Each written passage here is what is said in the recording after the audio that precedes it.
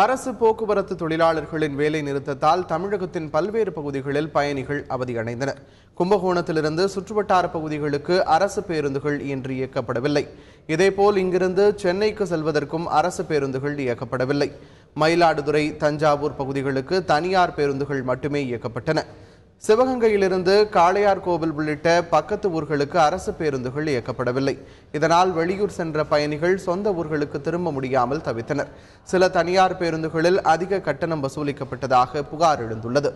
மணப்பாறையில் உள்ள போக்குவரத்து பணிமனையில் இருந்தும் இன்று எந்த பேருந்தும் இயக்கப்படவில்லை. இதனால் வேப்பிலை மாரியம்மன் கோவில் திருவிழாவில் பங்கேற்க பக்தர்கள் சொந்த ஊருக்கு செல்ல முடியாமல் அவதிப்பட்டனர்.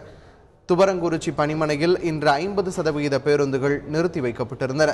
தேனி மாவட்டத்தில் 50%த்திற்கு மேல் அரசு பேருந்துகள் இயக்கப்படவில்லை. இதனால் தனியார் ஓட்டுநர்களை கொண்டு அரசு பேருந்துகளை இயக்க வைக்கும் நடவடிக்கையில் அதிகாரிகள் ஈடுபட்டனர்.